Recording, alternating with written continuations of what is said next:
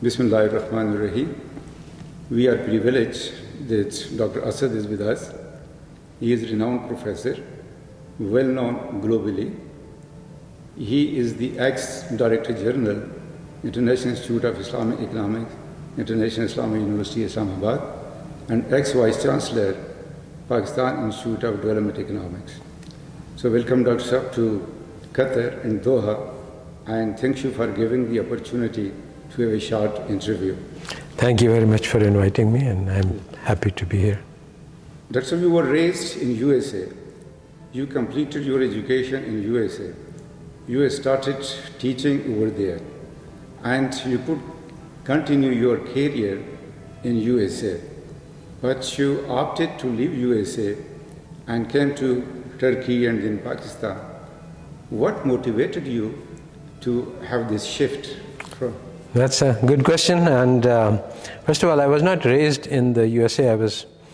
My father was very impressed by U.S. educational system, so we were sent to Karachi American schools to prepare us.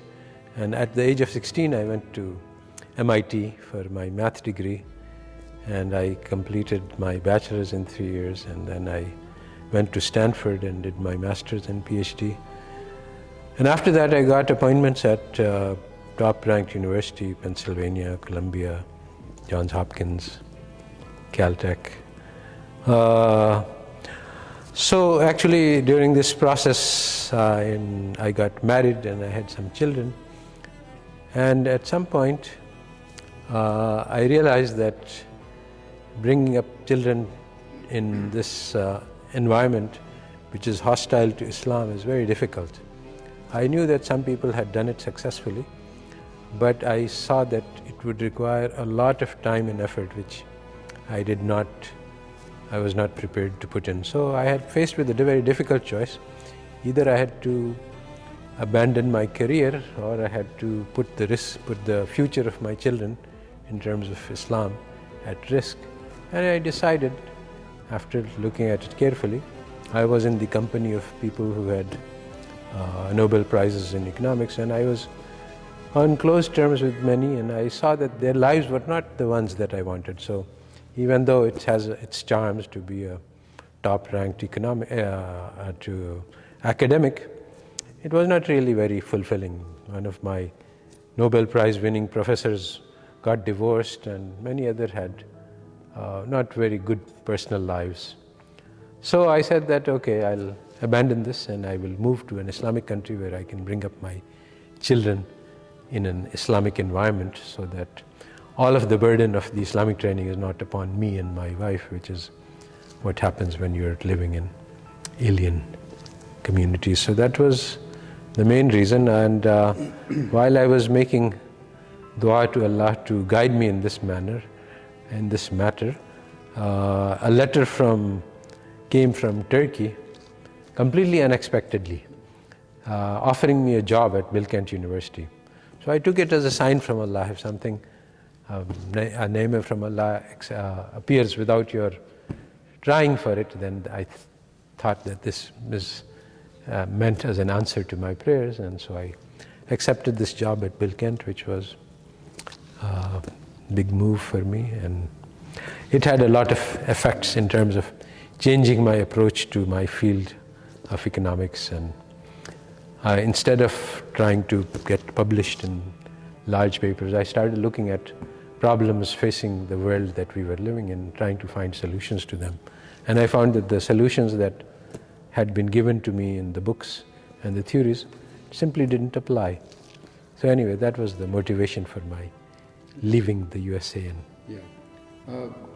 We know that your basic education and your master degree, that is in statistics and mathematics, PhD in econometrics. And what made you interested in Islamic economics and finance? Well, my PhD was actually in economics, although the thesis was an econometrics topic. And as I said, when I moved to Bilkent, I started looking at problems with the real world and also problems with using data to analyze, and I realized that none of the theories that I had learnt at Stanford applied to any of the problems that I was seeing. They were simply irrelevant. That was a big surprise to me, and I actually consulted my professors that these are the problems we are having. The books that we studied make no mention of this. So they had no answers for me. So I realized that economic theory, as it's conventionally taught, doesn't actually engage with real world problems. And then I started looking for answers, and I found solutions gradually, and eventually I realized that our religion offers a complete set of solutions which are simply very dramatically different from the training that I had been taught to believe in, and those ideas were all wrong and led to bad results. But Islam provided me with a framework and a paradigm to solve economic problems which was very different from anything that I had been taught in the West, and was very satisfactory and intuitively appealing, and also based on the experience of the Islamic civilization. That's really interesting. You, the expert in Islamic economics, and for the development of any discipline, philosophical or the worldview, that plays a very crucial role. For example, traditional economics has a specific philosophy, has a specific worldview. Do you think that we can use the same worldview or philosophy for the construction and the development of Islamic economics, or we need a different philosophy or different worldview? So what is your opinion on that also? Yeah, you see, the conventional economics poses as a science and claims to be of universal application. So it says that rational behavior for human beings is to maximize the pleasure that they receive from consumption of goods and services. Now this doesn't match anything that we see in the Quran and Hadith. Nobody ever tells us to maximize the pleasure that we get from consumption. So this is a big puzzle. I mean, on the one hand, economics itself claims to be the truth, and many Muslim economists have been deceived by this claim and have said, okay, since this is true, then the Quran and the Hadith and what they talk about in terms of having qanaat, having tawakkul, having limiting our needs, this cannot be correct. So they modify their interpretation of the Quran to match economic theory because they take it to be the truth, as it claims to be. But the other option is also there, that we reject economic theory. And so this is what I did when I came to realize that economic theory is wrong, and many of the basic claims that they make are based on hidden ontological assumptions. So for example, what is ontology? Well, basically, if you look at the history of Europe, you see that they rejected Christianity for a number of complicated reasons. Main among them is actually that there were a century of wars between Protestants and Catholics, which were very violent and destroyed huge proportions of European population. And these were fights between families because somebody was Protestant, somebody was Catholic. So this had a very dramatic effect on the European thought process. They said religion cannot be used to build society because it leads to wars. So we need to rebuild economics after rejecting Christianity. So you see the effects of this rejection in economic theory. If you reject God and you reject Judgment Day and you reject afterlife, then you only have the life of this world. Then it makes sense to say that it is rational to maximize pleasure because there is nothing else. But if there is an afterlife and judgment, then it makes no sense to maximize pleasure in this dunya because real success is success on the Day of Judgment. So this basic epistemology, this basic ontological choice, does God exist or not, this is never mentioned, but this is essential to the theory. Now if they were honest and open, they would say, okay, we have rejected God and therefore we say that you should maximize pleasure in this world. And if you accept God, then this is not rational. But the way they have defined rationality, believing in God is also irrational. So this question doesn't come in. So basically the philosophy, the metaphysics, the ontology, all of this is built into a package, but the problem is that it is concealed.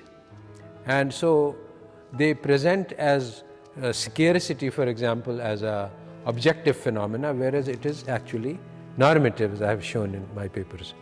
So a lot of hidden norms are built into economics, and they are hidden within this concept of rationality.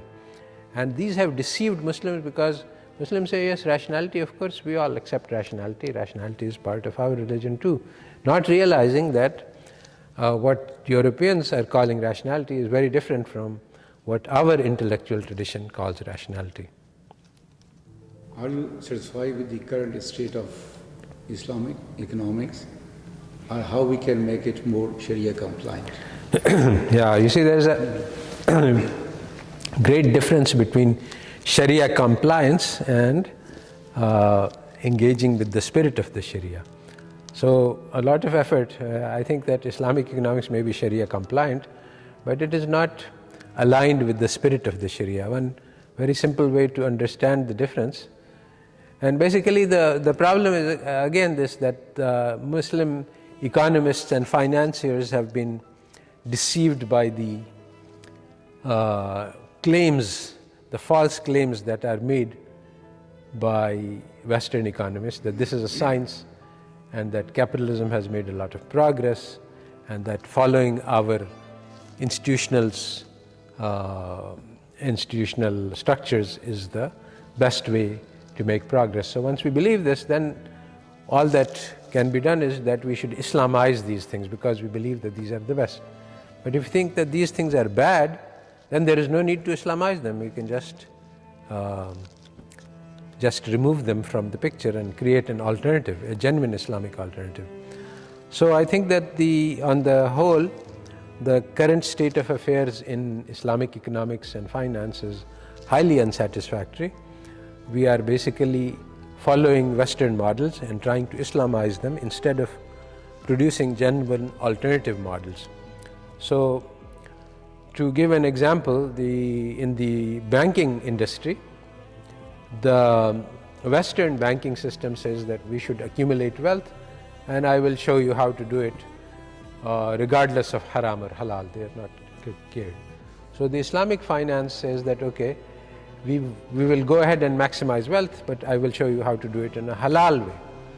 But Allah Ta'ala in the Quran says that what should you do with excess wealth? You should spend it on others. And so one person went to the Prophet ﷺ saying that I have a lot of mal, what should I do with it? He said, create a waqf. So the question is, what should be done with excess wealth? And the answer in capitalism is, use it to make even more excess wealth, which is a very silly answer, because once you have enough your needs, you don't need more wealth, and you should spend it on others who have the need of it. And that is the answer which Islam gives.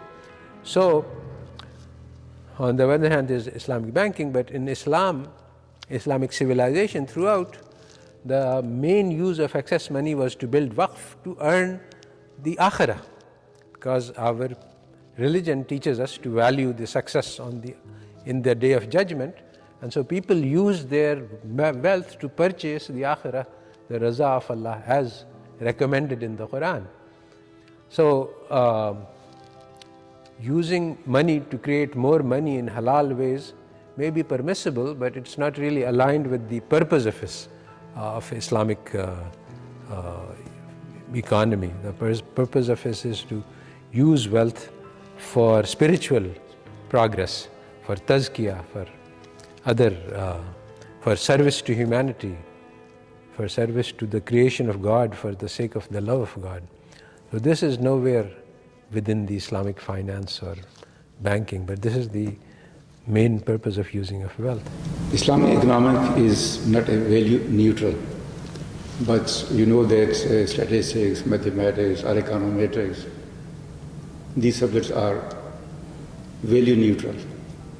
So do you think that we should teach these subjects as are taught in other universities, or you have a different opinion related to the teaching? Yes, it's not value neutrality that matters. Actually, it's the ontology and epistemology which is underlying these disciplines, and it is very wrong. Basically, statistics and econometrics, which happen to be my specialities, are based on a positivist view which says that surface appearances are all that matter and the hidden reality does not matter. And this means that we put all emphasis on numbers, because if we can see something, then we can usually quantify it and measure it. But what is hidden, the love in the heart or the researcher's quality, this is a hidden, unknown variable. But the number of publications, number of words, journal influence index, etc., these things can be measured. But one thing is a very imperfect reflection of the other. So what positivism does is that it takes the number as a measure of the reality. And this is a big mistake, and it leads to problems all over the world. The entire discipline of statistics is based on this mistake, and for a century they have been working on these lines, and all these developments are wrong, and I have developed an alternative methodology and approach, which I have a draft of my book on how to do real statistics is now available. I'm working on preparing for publication. So again, just like economics is a deception, it seems to be something which it is not. So statistics and econometrics are deceptions. You can use them to prove anything you like. Once you understand how it works, then you can take any data and use it to prove any thesis. So it seems like we are learning from the data, but actually we are imposing our preconceptions on the data and using the techniques that are available to get the data to support whatever it is that we are saying. So, any advice for our young generation? Yes, I think that the fundamental problem that we face is lack of confidence in our heritage. I believe that the message of the Quran today is just as revolutionary as it was 14 centuries ago, and really all of my work is based on this fundamental axiom that the Quran provides complete and perfect guidance for us today, and it does so even in these fields where currently we are not looking to Quran for guidance, like economics and statistics and mathematics. In all of these areas, the Quran provides us guidance with how to do those things, even though it doesn't tell us how to solve the quadratic equation. But it provides a deeper level of guidance. It provides us with the foundation, the theory of knowledge, which tells us what is useful knowledge and what is useless knowledge, and how we can assess what kind of statistics and mathematics will be useful for the service of mankind. And when you start looking at things in this Islamic framework, that how can I use mathematics to succeed on the Day of Judgment, then the whole subject becomes different. This idea is what has been guiding me in my research for the last several decades, and it is the most powerful message for the Muslim youth, that trust in your heritage, trust in your Quran, trust in your God, and He will guide you to make progress in ulum, just like the early Muslims. They came out of nowhere and they became world leaders in the development of all the ulum. So I think that's... Okay, thank you, Dr. for your time and insights on Islamic economics.